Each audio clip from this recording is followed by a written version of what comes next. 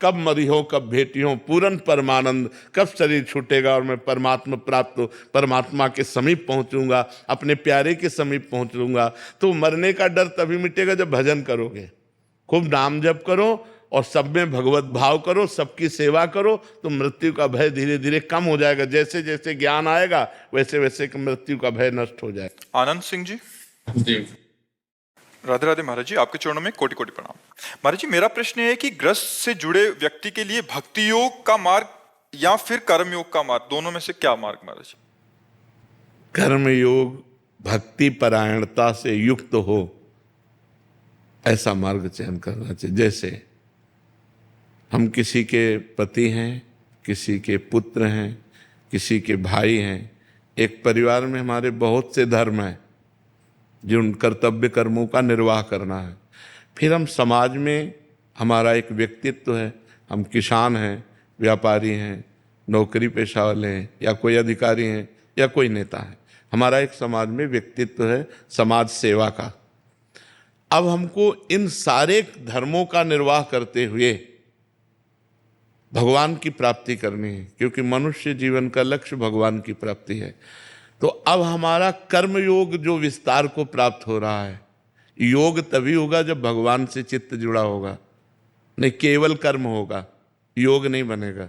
योग कहते हैं तेषाम, भगवान के वचनों से, तेषाम सतत युक्ता नाम भजताम प्रीति पूर्वकम ददामि बुद्धि योगम तम येन माम उपयांति ते।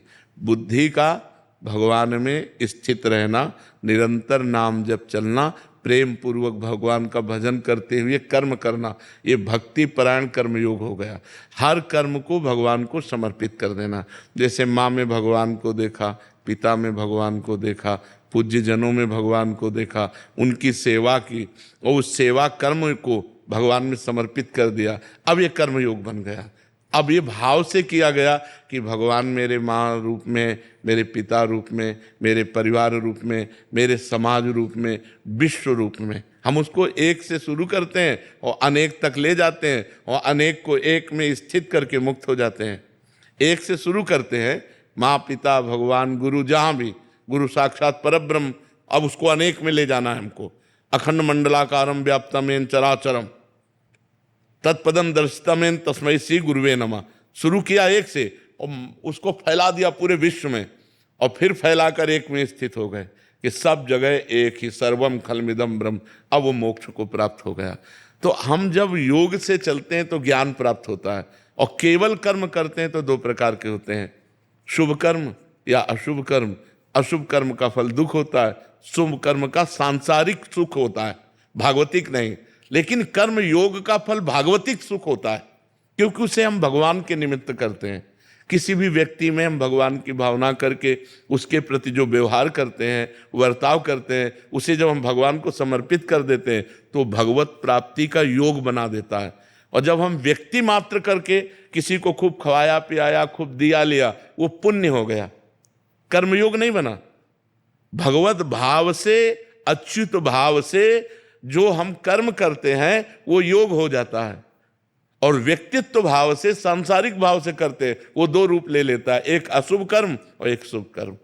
तो कर्म योग तो हम करें, लेकिन उसे भगवान को समर्पित करते हुए भगवत भाव से करें, तो वही भक्ति परायणता के कारण वो हमें भगवत प्राप्ति करा देगा। समझ पा रहे हैं आप जी? शिवानी जी जालंधर। राधे राधे।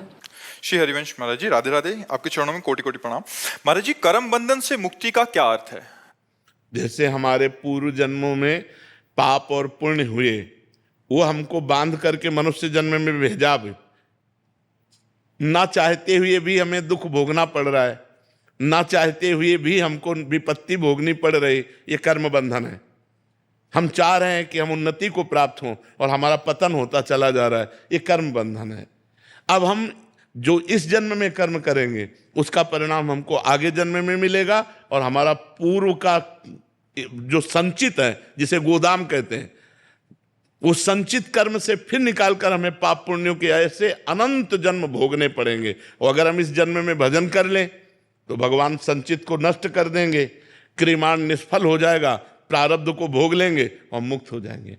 तीन प्रकार के परिणाम हैं, संचित, क्रियमाण प्रारब्ध कर्म के जो हैं, तो क्रियमाण जो आगे कर्म होंगे, प्रारब्ध जो पीछे शरीर रचना के समय हमारे लिख गए, जो भाग्य में लिख गए, और संचित जो गोदाम जमा है, तीनों को नष्ट करने की सामर्थ्य केवल भगवान में है। इसलिए हम भगवान का भजन करें, भगवान से प्रार्थना करें। नहीं ये कर्म बंधन, पुनरपि जननम पुनरपि मरणम पुनरपि जननी जठरे शयनम, बार बार जन्म, बार बार मरण, बार बार माँ के गर्भ में आना, ये सब लीला चलती रहेगी। अगर इससे मुक्त होना चाहते हो कर्म बंधन से, तो भगवान का भजन करो। बारी मथे घृत होए बरु, सिकताते बरु तेल, बिनु हरि भजन न भवतरी या सिद्धांत पेल। गोस्वामी तुलसीदास जी कहते हैं, पानी मथने से भले मक्खन निकल आवे, घी निकल आवे, बालू पेरने से भले तेल निकल आवे, असंभव।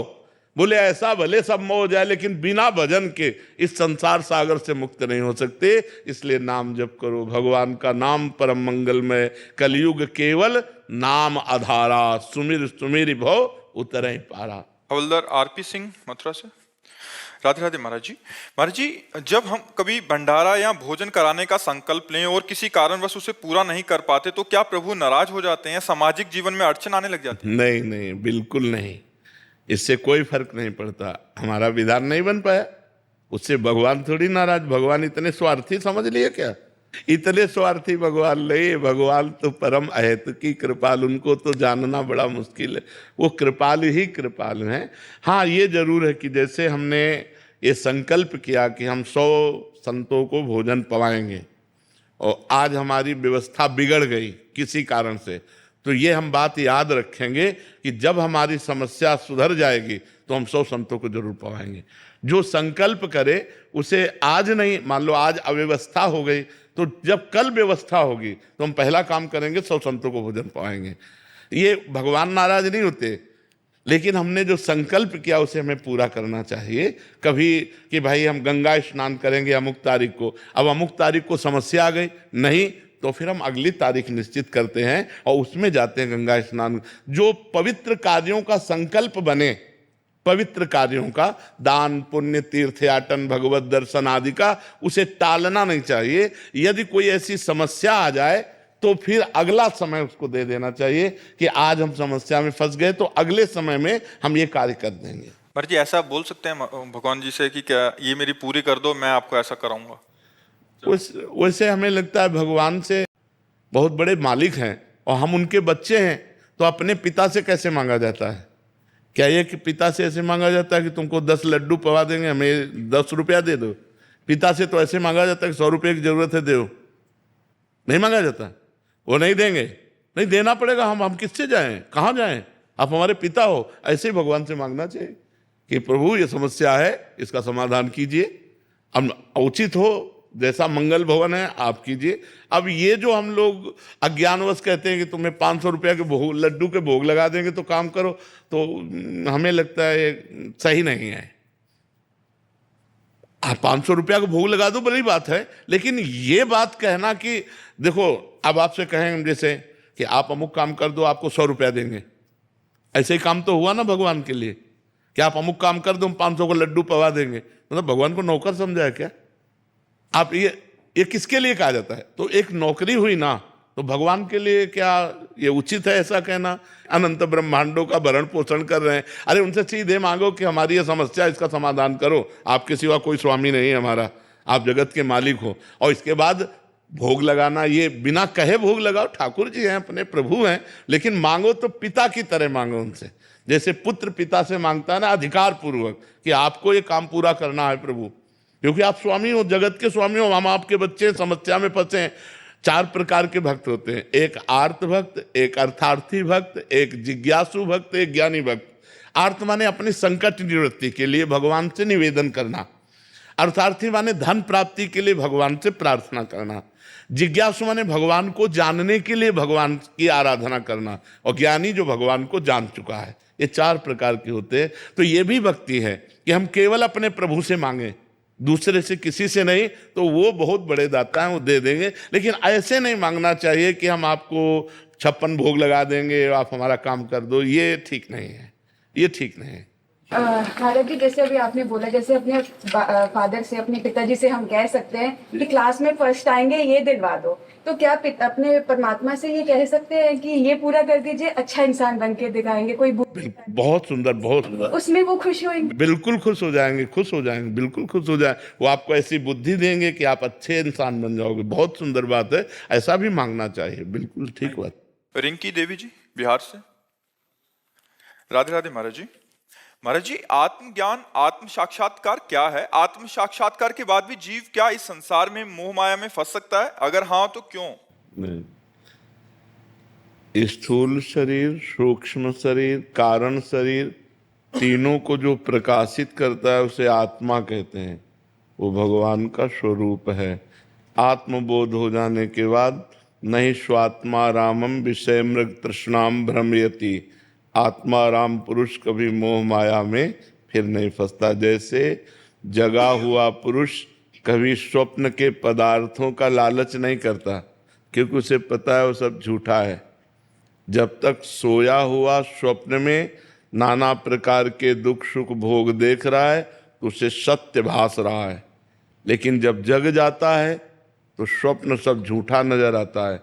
ऐसे ही जब आत्मज्ञान हो जाता है तो मोह माया सब झूठी नजर आती है, इसलिए वो उसमें कभी नहीं फंसता। नहीं स्वात्मा रामम विषय मृग तृष्णाम भ्रमयति। आत्मज्ञान बहुत कठिन है, क्योंकि हम शरीर में फंसे हुए हैं। तो हम अपने को स्त्री मानते हैं, अपने को पुरुष मानते हैं। केवल बातें हम आत्मज्ञान की कर लें, लेकिन जब भूख लगेगी तो मुझे लगेगी, पीड़ा होगी तो मुझे लगेगी, क्रोध आएगा तो मुझे आएगा। यही अज्ञान है, जबकि ये मुझे कभी नहीं होता। मैं इससे बिल्कुल निर्लिप्त निर्विकार हूँ। पर शरीर में आने के कारण, शरीर में अहम होने के कारण, शरीर में ममता होने के कारण ये सारे विकार मुझ में है ऐसा भासता है नहीं। यही ज्ञान हो जाए तो बात बन जाए। इसी ज्ञान प्राप्ति के लिए सतमार्ग है, अध्यात्म मार्ग है। खूब भगवान का नाम जप करो, शास्त्रों का स्वाध्याय करो, संतों का संग करो, परोपकार करो, ज्ञान हो जाएगा। अगर ये सब नहीं है तो फिर गंदी बातें करने वाला, गंदे आचरण करने वाला, वो ज्ञान की बातें भले बघार ले, लेकिन उसके जीवन में कभी आत्मबोध नहीं होगा, आत्मानंद का अनुभव नहीं होगा। आत्मानंद का अनुभव नहीं होगा तो विषयानंद में ही भ्रमण करेगा वो। तो इसलिए आत्माराम पुरुष कभी माया में भ्रमित नहीं होता। संदीप कुमार जी प्रयागराज से। जैसे था राधे राधे महाराज जी, दंडवत प्रणाम। गुरुदेव भगवान, कृपया मुझ अधम पर कृपा करें। महाराज जी, पर कृपा क्या होती है, ये कैसे मिलती है, किसको प्राप्त होती है? क्या कृपा पाने के लिए कुछ करना पड़ता है? कृपा का कोई ऐसा विधान नहीं, वो किसी पर भी हो सकती। कृपा का तात्पर्य होता है कि हम उसके अधिकारी नहीं हैं, हमारे में लायकात नहीं है, पर हमको उठा दिया गया। जैसे चिंतामणि वैश्या से आसक्त बिल्वमंगल, और उनके ऊपर कृपा होती है कि वैश्या उनको ठुकरा देती है, और वो बहुत आसक्त चित्त थे, सारी संपत्ति वैश्या को दे चुके थे, मन तन सब वैश्या को अर्पित कर चुके थे। अब उनके पास कुछ नहीं था। जब कुछ नहीं था तो उसने ठुकरा दिया, निकाल दिया। अब जब निकाल दिया तो एक ही रास्ता, जब किसी को कोई रास्ता नहीं मिलता ना, तब एक रास्ता दिखाई देता है, भगवान। अब ये कृपा हुई, देखो कहाँ वैश्यागामी, कहाँ गंदे आचरण में आसक्त, और कहाँ भगवान की अहेतुकी कृपा हुई कि वो बिल्व मंगलाचार्य हो गए, वृंदावन आ गए, भगवान के प्रेम में डूब गए, भगवान का साक्षात्कार हुआ। बड़ा चरित्र है बिल्व मंगल जी का, उन्होंने अपनी आंखें फोड़ ली थी। तो भगवान की जो कृपा होती है वो अहेतुकी होती है। अहेतुकी का मतलब आपके किसी गुणों से आप पर वो रीझ कर कृपा करे, ऐसा नहीं। अहेतुकी, पता नहीं किस पर कब कृपा हो जाए, न जाने कौन से गुण पर दया निधि रीझ जाते हैं, कब किस पर कृपा हो जाए और वो उठ कर का अध्यात्म का पथिक बन जाए, ये बताया नहीं जा सकता। बड़े बड़े साधन करने वाले, तपस्या करने वाले जो लाभ नहीं ले सके, वो पतितों के ऊपर कृपा हो गई, वो महान बन गए। पतितों के ऊपर कृपा हो गई। कब कृपा किस पर हो जाए इसका कोई विधान नहीं है, कभी किसी पर भी हो सकती है। इसीलिए हम कृपा की भीख मांगते हैं भगवान से कि हम पर कृपा कर दो। भगवान की कृपा हो जाए तो देर न लगे, सब काम क्रोध मिट जाए, कामनाएं नष्ट हो जाए, कामनाओं की पूर्ति हो जाए। तो कृपा एक आदमी को जमीन से उठाकर आसमान पे बैठा सकती है। कभी कृपा हो गई तो एक फुटपाथ में जीने वाले को विश्व चैंपियन बना दे, विश्व प्रसिद्ध बना दे, विश्व सम्माननीय बना दे। ये उनकी कृपा होती। जो कभी राम नहीं बोल सकते थे, मरा मरा बोले, वो ब्रह्म ऋषि बन गए। इसे कृपा कहते हैं कि तिनके से आसमान में उड़ा देना, आसमान में बैठाल देना। कृपा का लक्षण ऐसा नहीं कि आप ग्रेजुएट हो, आप बहुत तपस्वी हो, आप तो आपके ऊपर कृपा। वो कभी भी किसी को भी उठा सकती है, फुटपाथ पे पड़े हुए को विश्व लेवल का बना सकती है। भगवान की कृपा है ना, जासु कृपा नहीं कृपा घाती, ये उन्हीं की कृपा का फल है। तो कृपा कब किस पर कहाँ होती, उसी मालिक का खेल है जो एक तिनके से बादशाह बना दे, जो मसकई करें बिरंच अज अजय मसकते हीन, जो ब्रह्मा को मच्छर बना दे, मच्छर को ब्रह्मा बना दे, जो चेतन का जड़ करई जड़ई करई चैतन्य, अस समर्थ रघुनाथ है भजय जीव ते धन्य। जो जड़ को चेतन बना दे, चेतन को जड़ बना दे, उसका खेल ऐसा है। और इसीलिए तो कहते हैं उनकी शरण में आ जाओ। आज हम विपत्ति में हैं, आज समस्याओं से घिरे हैं, तो कल जब उनकी कृपा हो जाएगी तो हर समस्या धूल धूसरित हो जाएगी। कृपा की चाह करने पर कृपा मिल सकती है प्रभु? किसकी कृपा की चाह करने पर? कृपा की चाह करे या ना करे, कृपा की चाह करे ना करे, भरोसा भगवान का हो जाए, अंदर की बात है। भरोसा भगवान, हम किसी भी स्थिति में रहे हो तो हम अपने को भगवान से जुड़े पाया है। ठीक है यार, कोई बात नहीं, जैसे भगवान रखें, भगवान से कभी अलग नहीं। हर स्थिति में भगवान से जुड़े रहना तो कृपा उतर जाएगी। मन और वचन और कर्म से भगवान का होके कि कुछ भी हो। जैसे बचपन से घर से निकले थे 13 वर्ष की अवस्था से, तो सोचो पूरा जीवन हो गया, क्या 13 वर्ष की अवस्था होती थी, कितना जीवन कष्टमय रहा, गंगा किनारे और सब है, लेकिन भगवान से कभी अलग नहीं हुए। कभी ये महसूस नहीं हुआ कि हम अनाथ हैं, हमें महसूस भगवान मेरे साथ है, भगवान के लिए जीवन है। तो कृपा की चाह तो सब लोग करते हैं। कृपा की चाह कौन नहीं करता कि भगवान हम पर कृपा करे, हमारा काम बन जाए, सब लोग चाहते हैं। लेकिन विश्वास भगवान पर, केवल भगवान पर विश्वास। मेरे तो गिरधर गोपाल दूसरो न कोई, जब ये बात आ जाती है कि भगवान के सिवा मेरा कोई नहीं, उसी समय कृपा उतरती है। जैसे द्रौपदी जी को जब तक अपना बल रहा, पांडवों का बल रहा, तब तो जब भगवान के एक भरोसा किया तो भगवान वस्त्र बन गए, हो गई कृपा। अब वस्त्र ही अपार वस्त्र खींचते खींचते वो हार गया, लेकिन यहां से दुपट्टा नहीं हटा। जब गजराज को लगा कि अब कोई साथ देने वाला नहीं, केवल भगवान का भरोसा, कृपा हो गई, भगवान तुरंत प्रकट हुए, ग्राह को मार दिया, गजेंद्र को बाहर कर दिया। तो एक भरोसा जब भगवान पर हो, एक भरोसो एक बल एक आस विश्वास, तब कृपा का स्वरूप प्रकट होता है।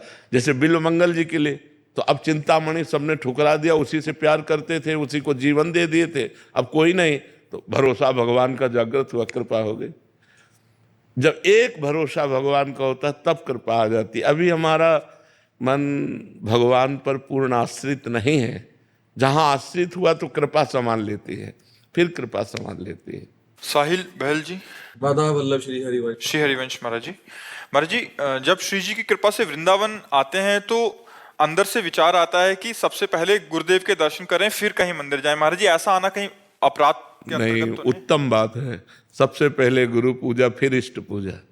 ध्यान मूलम गुरु मूर्ति, पूजा मूलम गुरु पदम, मंत्र मूलम गुरु वाक्यम, मोक्ष मूलम गुरु कृपा। देखो भगवान श्री राम हैं, जब वो धनुष तोड़ने के लिए उठे तो पहले गुरुदेव को प्रणाम किया, और जब धनुष उठ, स्वयं भगवान पहले कार्य क्या करते, गुरु को प्रणाम करते। तो यदि हमारी ऐसी सद्भावना बन जाए कि हम धाम में इष्ट के दर्शन बाद में करेंगे, पहले गुरु के, तो ये सर्वश्रेष्ठ है। गुरु गोविंद दो खड़े, काके लागो पाए, तो बलिहारी गुरु आवले। महाराज जी मैं हर किसी को कहता रहता हूँ कि श्री जी की बड़ी कृपा है मेरे पे, गुरु जी की बड़ी कृपा है मेरे पे, ये भी अभिमान होना सही नहीं। हाँ, ये तो अभिमान बना रहना चाहिए और ये बढ़ना चाहिए। अस अभिमान जाई जन भोरे, मैं सेवक रघुपति पति मोरे। मेरे स्वामी गोस्वामी तुलसीदास जी कह रहे सिया राम है, मैं उनका दास हूँ। ये अभिमान प्रतिदिन बढ़ता चला जाए। ये भागवती का अभिमान कि वैसे तो मेरे में कोई सद्गुण नहीं, पर मेरे ऊपर गुरु कृपा है। कपिल राम जी। राधा वल्लभ श्री श्री हरिवंश महाराज जी। महाराज जी, कभी कभी अंदर विचार आता है कि क्या सदगुरुदेव भगवान अपने से दूर स्थित प्रत्येक अपने शिष्य को देख रहे होंगे। व्यवहार में बहुत कम अवसर मिलता है साधक को कि वो उनसे मिल पाए। तो देखो, ऐसे में गुरु और शिष्य गुरु का के दो स्वरूप है। एक है पांच भौतिक स्वरूप में विराजमान और एक है तत्व रूप से। जो तत्व रूप में है वो अखंड मंडलाकारम व्याप्तमेन चराचरम, वो तुम्हारे अंदर भी बैठा है, तुम्हारे अंदर की हर बात सुन रहा है।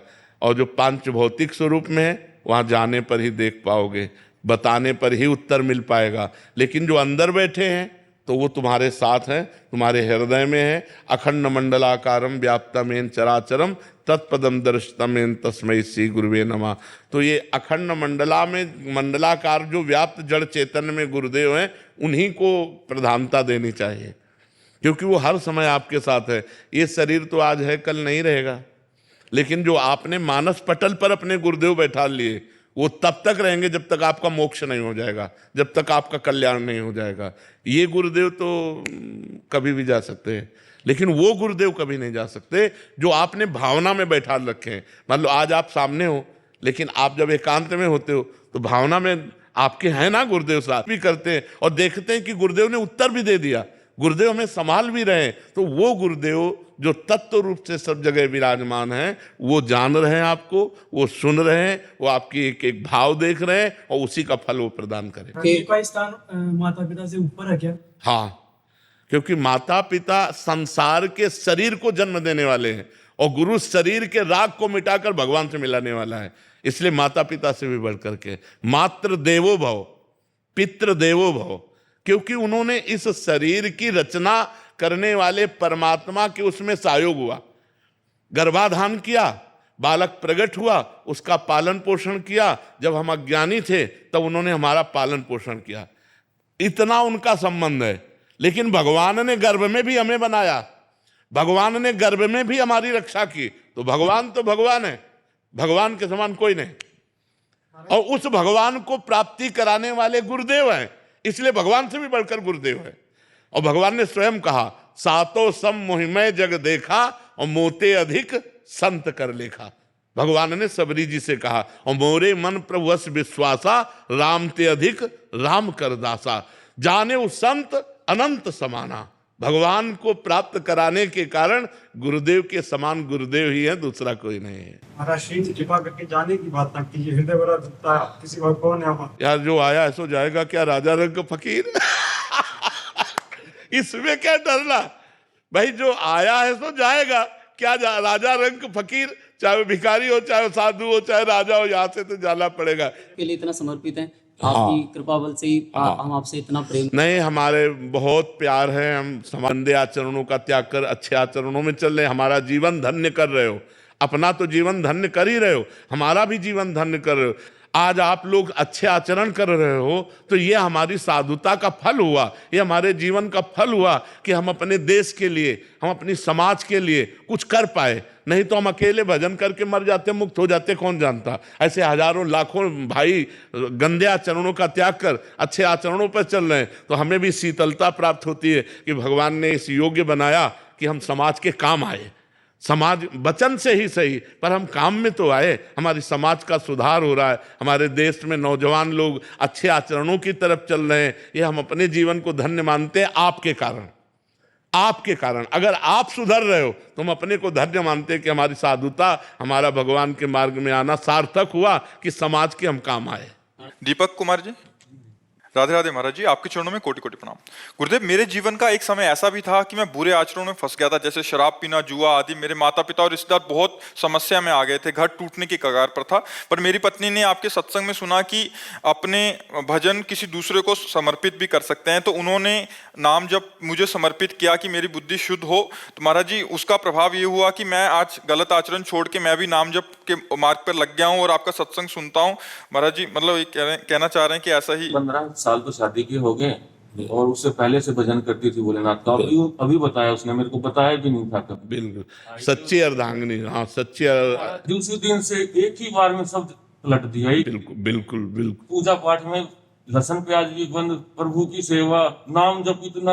हाँ नहीं, कृपा नहीं, आपके ऊपर कृपा थी जो आपको ऐसी पत्नी मिली, जो सत्संग सुनाया, जो नाम जप दिया, जो आपके जीवन का परिवर्तन। माता पिता अगर जिंदे हैं तो गुरु हाँ बिल्कुल बिल्कुल बिल्कुल।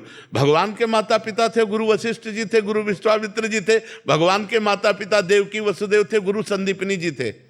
ऐसा थोड़ी है कि माता पिता जब पधार जाता तभी गुरु बुलाएं। हो सकता है माता पिता बने रहे, आप पधार जाओ, ऐसा होता है कि नहीं? माता पिता के सामने पुत्र पधार जाता है, तो अगर हम पधार गए, गुरु मंत्र नहीं लिया, नाम जप नहीं किया, तो हमारा जीवन व्यर्थ चला गया ना। अगर हम 100 नाम भी जप लेंगे तो हमारा मंगल हो जाएगा।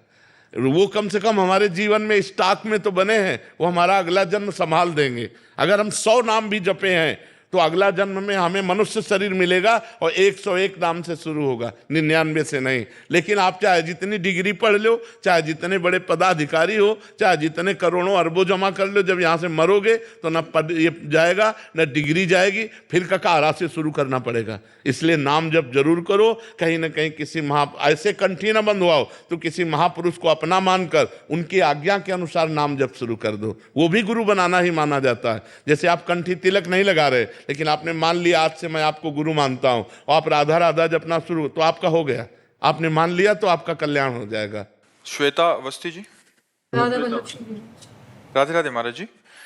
महाराज जी, हमने आपके श्रीमुख से सुना कि बिना गुरु दीक्षा के भगवत प्राप्ति नहीं होती, तो क्या ऐसे में हम मतलब अगर जब दीक्षा नहीं ले पा रहे, क्योंकि नाम जप में बहुत श्रद्धा है, लेकिन नौकरी 10 घंटे गृहस्थी के कारण नियमित, फिर डर लगता है कि कहीं नाम की मर्यादा भंग ना हो जाए, इसलिए गुरु प्रार्थना बने। नहीं, ले लेना चाहिए, कहीं किसी महापुरुष से ले लेना चाहिए, तो कम से कम हम भगवान के मार्ग में रजिस्टर्ड तो हो गए। जो हमारे आचार्य परंपरा से हम वहाँ जुड़ गए। अब हमें संख्या दी गई, जैसे हम संख्या देते हैं प्रारंभ में 11 माला, अब हम 4 दिन बिल्कुल 2-2 माला ही जप पाए, काम हमारा लगा रहा, तो हम अगले बार 11-11 में 2-2 माला बढ़ाते चले जाएंगे, तो जो हमारी ये कमी हुई वो पूरी हो गई। ऐसा नहीं कि हम 10 घंटे काम करते हैं तो हम 1 घंटे भजन में नहीं दे सकते, हम दे सकते। 24 घंटे में अगर 10 घंटे काम करते हैं तो आप हिसाब लगा लीजिए, 6 घंटे 7 घंटे सो लीजिए तो 17 घंटे हो गए। 1 घंटे मनोरंजन कर लीजिए तो 18 घंटे हो गए। तो अभी तो बहुत बचे, 19, 20, 21, 22, 23, 24, 6 घंटे बचे। 6 घंटे में हम 3 घंटे और छोड़ देते हैं, 3 घंटे भजन करें तो भगवत प्राप्त नहीं हो जाएगा। 24 घंटे के समय का विभाग कर लीजिए आप, तो 10 घंटे काम करना कोई बड़ी बात थोड़ी है। आपके पास 24 घंटे हैं, 24 घंटे में 7 घंटे सोने के रख लीजिए, 10 घंटे काम के रख लीजिए, 1 घंटे मनोरंजन के लिए रख, 2 घंटे भोजन आदि के लिए रख लीजिए। अगर आप समय का विभाग करें तो आपके पास समय भजन के लिए है। हमको भजन के लिए समय निकालना चाहिए, नहीं मृत्यु कब किस समय हो जाए किसी को पता नहीं, और मृत्यु हो गई तो सब धरा रह जाएगा। तुम्हारा काम धंधा, बैंक बैलेंस, पढ़ाई लिखाई सब यहीं की है। जो नाम जप लोगे वही तुम्हारी आखिरी उन्नति है, नाम जप नहीं तो सब यहाँ कहीं यहीं रखा रह जाएगा। हमारी बात मान लो, गुरु मंत्र कहीं किसी महापुरुष से लेकर के, और जो जितना बने उतना नाम जप करो, उसी से मंगल हो जाएगा। ये बहानेबाजी ना करो कि हम 10 घंटे काम करते हैं, ये यमराज नहीं सुनेंगे बहानेबाजी, समझ रहे हो ना? ये यमराज ये बहानेबाजी नहीं सुनेंगे, वो तो मार के ले ही जाएंगे। काफियों को महाराज जी प्रश्न रहता है ऐसा, क्योंकि गृहस्थ जीवन में फिर उनको एक ये भय रहता है कि अगर गुरु द्वारा जो प्रदत्त नियमावली है वो अगर नहीं कर पाए तो अपराध लगेगा तो और हानि हो जाएगी। नहीं, भगवान के भजन से कभी हानि होती है, भगवान के शरणागत में कभी हानि होती है। हम कह रहे हैं जैसे नियमावली है, तो उसकी पूर्ति के उपाय भी तो है ना। हम मान लो 5 दिन बिजी रहे, एकदम भजन नहीं कर पाए, तो हम जिस दिन से फिर फुर्सत मिलेगी तो 11 माला का नियम, 11 माला और 1 माला और जोड़ लेते हैं और महीना भर चलने देते हैं, तो पूरा नियम पूरा हो जाएगा। बेईमानी ना करें, ईमानदारी से यदि हम भजन करें तो हमारे पास समय है, पक्का समय है। उठते बैठते चलते फिरते भी तो माला होता है, बिना माला के भी माला होता है। मान लो हम ट्रेन में जा रहे हैं या हम काम कर रहे हैं, तो हर समय हम बोलते थोड़ी रहते हैं, और उस समय हमारे चल रहा है राधा राधा राधा, तो हमारी गणना तो पूरी हो रही ना। ऐसा नहीं करना चाहिए कि हम गृहस्थी का बहाना लेकर भगवान से विमुख हो जाएं, अपने काम का बहाना लेकर भजन न करें, ये गलत बात है। आप गृहस्थ हो, आराम से गुरु मंत्र लो और जितना बन सके भजन करो, तुम्हारा मंगल होगा। नियम पूरा नहीं होगा तो भी अमंगल नहीं होने वाला। महाराज जी, मन छूट ढूंढता है कि गुरुदेव से छूट मिल जाए कहीं भजन में बस, और सांसारिक उसमें तो हाँ नहीं, इसमें छूट ही छूट है। बस थोड़ा नियम पालन करो और चलते फिरते उठते बैठते नाम जप करो, तुम्हारा मंगल ही हो जाएगा। इसमें कोई अमंगल होने के चांस नहीं कि नियम नहीं पूरा किया तो अमंगल हो जाएगा, ऐसा नहीं, ऐसा नहीं।